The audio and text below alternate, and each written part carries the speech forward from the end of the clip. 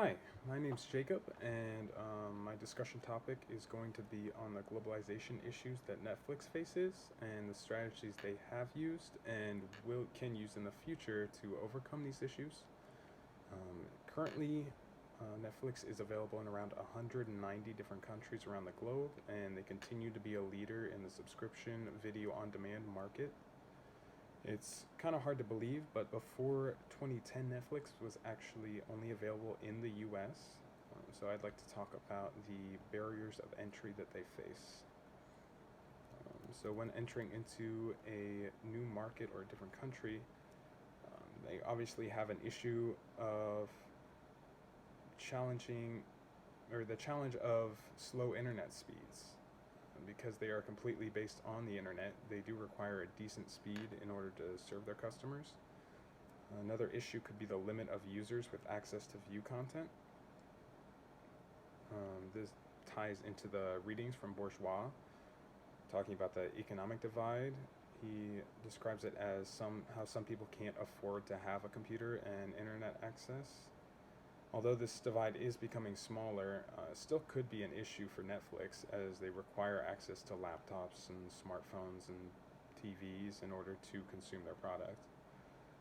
So keeping an eye out for that, as well as looking for and researching local laws and regulations for each country. This is obviously going to differ depending on what country they're trying to enter into. They also need to research and look out for rooted competition in local markets. Countries may already have a service with a foothold on the local market. A big issue that they face is the language and customs difference between cultures. Because of this difference, they are going to have a wide variety of preferences for different types of media that they consume. So Netflix is going to have to try to diversify their content as much as possible in order to combat that. Another big one is going to be the content restrictions. So a lot of the content they have on their platform includes restrictions on their in the contracts, and these restrictions can vary from country to country. So it's going to really limit the amount of content available to each consumer in each country. So what Netflix did originally when globalizing is they started out similar. So they started out going to Canada and markets that are not as risky to enter because of their similarities to the US. Because of these similarities, they were able to learn how to expand and continue to enhance their core capabilities while still minimizing risk associated with said expansion. They were very strategic when choosing countries in order to minimize the risk. They did a lot of partnerships with local companies that already have a knowledge of the market, and they also started creating a lot of locally preferred original content.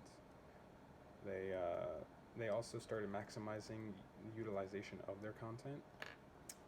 They started making their platforms a lot easier to use in an attempt to combat the usability divide, which was also mentioned in the Bourgeois reading. It's described as the idea that technology remains so complicated that many people could have issues using it. So they made their platforms a lot more easy to use in order to try to bridge that. They also started licensing and even creating more foreign language shows and movies, as well as adding subtitles and dubs to current media to try to offer something for as many different countries as possible. I think Netflix overall has done a pretty decent job of expanding to the global market so far. They provide a great example for Globalization 3.0 because the rest of the world is getting to experience lots of different content they wouldn't usually have access to.